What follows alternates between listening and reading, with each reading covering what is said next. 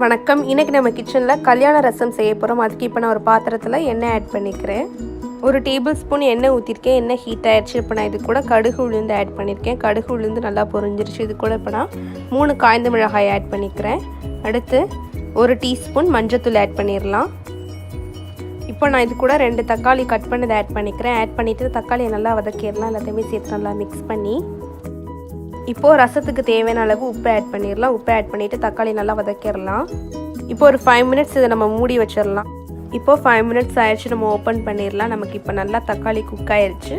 இந்த ஸ்டேஜில் நம்ம துவரம்பருப்பை நான் வேக வச்சுருந்தேன். ஒரு 50 கிராம் துவரம்பருப்பு எடுத்து நல்லா வேக வச்சு கடைஞ்சி வச்சுருக்கேன். அதை ஆட் பண்ணிடலாம். ஆட் பண்ணிவிட்டு அதே நல்லா மிக்ஸ் பண்ணிடலாம்.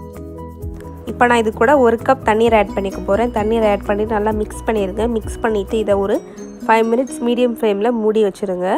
இப்போ நம்ம ஓப்பன் பண்ணிடலாம். இப்போ லைட்டாக கொதிச்சிட்டு இருக்கு பாருங்கள். இந்த ஸ்டேஜில் நம்ம கொஞ்சம் கருவேப்பிலை ஆட் பண்ணிடலாம். ஆட் பண்ணிவிட்டு 1/2 டீஸ்பூன் மிளகு, 1/2 டீஸ்பூன் சீரகம், 4 பூண்டு பல் தட்டினதை ஆட் பண்ணிக்கிறேன். நெல்லிக்காய் அளவு புளி எடுத்து தண்ணீரில் கரைச்சி வச்சுருக்கேன். அதை ஆட் பண்ணிடலாம். இப்போ இது கூட கொஞ்சம் படமாக பெருங்காயத்தூள் ஆட் பண்ணிடலாம். ஆட் பண்ணிவிட்டு மேலே கொத்தமல்லி ஆட் பண்ணிடுங்க. இந்த மாதிரி முறை கூட்டி வந்த பிறகு அடுப்பை ஆஃப் பண்ணிடுங்க. இப்போ நமக்கு கல்யாண வீட்டு ரசம் ரெடி ஆயிடுச்சு. நீங்கள் ரசத்தை கொதிக்க வச்சிடக்கூடாது. இந்த ஸ்டேஜில் நல்லா முறை கூட்டி வந்த பிறகு அடுப்பை ஆஃப் பண்ணிடுங்க.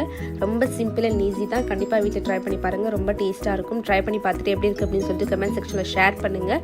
இதே மாதிரி நம்ம சேனலெலாம் நிறைய ரசம் வெரைட்டிஸ் போட்டிருக்கேன். அதெல்லாம் கண்டிப்பாக உங்களுக்கு நான் டிஸ்கிரிப்ஷன் பாக்ஸில் லிங்க் கொடுக்குறேன். மறந்துடாமல் செக் பண்ணி பாருங்கள். இந்த வீடியோ பிடிச்சிருந்தா லைக், ஷேர், கமெண்ட் பண்ணுங்கள். மறந்துடாமல் சேனலை சப்ஸ்கிரைப் பண்ணிடுங்க. தேங்க்யூ.